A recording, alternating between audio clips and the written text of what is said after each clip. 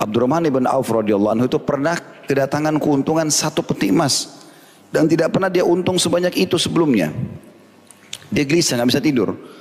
Lalu kemudian istrinya tanya kenapa? Dia bilang saya nggak pernah dapat keuntungan sebanyak ini. Lalu apa keinginanmu? Kita harus sedekahkan, keluarin. Jangan ada di rumah ini, jadi beban nanti. Kalau kita meninggal, ada ini nanti akan dipertanggungjawabkan, minta pertanggungjawaban oleh Allah. Padahal dia seorang pengusaha yang kita tahu pengusaha itu manusia ini subhanallah begitu terbuka pintu-pintu peluang ini. Mungkin dulu dia belum punya kendaraan atau belum punya usaha.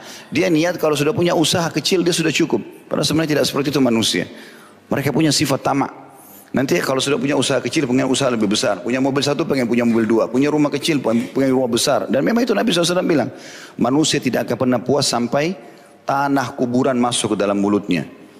Ya, kalau sudah meninggal baru dia berhenti, gitu kan? Memang sudah begitu.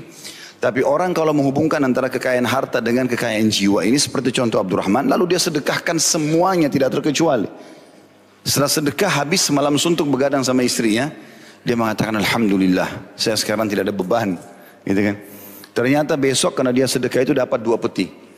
Ya. Keuntungannya jadi double. Dia bicara lagi sama istrinya, ini tambah banyak hartanya. Sedekah lagi, hari ketiga 3 peti. Terus saja selama dia sedekah, datang terus keuntungan berlipat-lipat ganda. Kalau masih ingat pernah saya ceritakan kisah dia, mau habisin hartanya.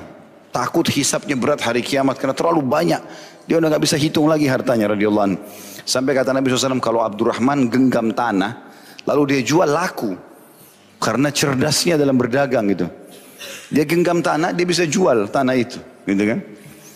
Maka yang terjadi Abdurrahman takut ada hisab hari kiamat.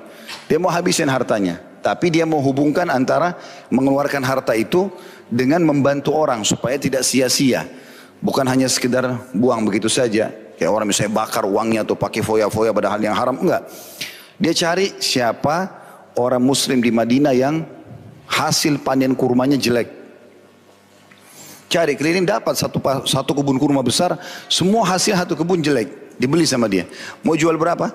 Orang itu cuma iseng sebut harga dibayar sama Abdurrahman. Tujuannya hanya habisin uang. Sekaligus bantu. Udah dikumpulin semua kurma-kurma jelek itu sama dia. Dan dia buat iklan. Siapa yang mau silakan ambil gratis. Orang yang punya kebun sudah untung.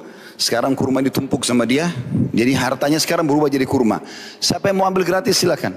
Selain bantu itu juga bantu orang yang butuh ini.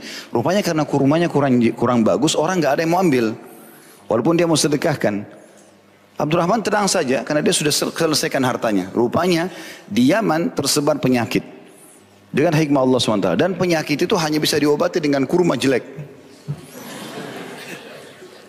Sampai utusan orang Yaman datang ke Madinah. Siapa yang pernah punya kurma seperti ini? Jelek gitu. Nggak jadi kurmanya. Ada yang rusak-rusak, kering-kering. Mereka taunya Abdurrahman. Buka malah gratis gitu.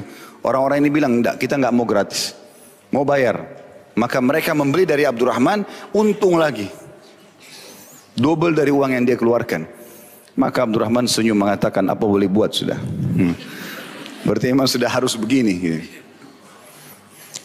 Tetapi di sini teman-teman, kita bisa lihat bagaimana dia tidak menjadikan harta sebagai target utamanya. Salah satu orang yang tidak punya, contoh saja orang yang tidak punya kekayaan jiwa ini, begitu punya harta, disimpan, dan tidak boleh orang lain tahu, gitu kan. Bahkan selalu dibersihkan, ya, dirawat berlebih-lebihan. Untuk apa semua ini? Akhirnya tidak ada kekayaan jiwa. Itu kalau contoh aja ya, orang seperti ini kalau hilang satu produknya dia, satu walaupun kecil, sudah buat tidak tidur berapa hari. Nah.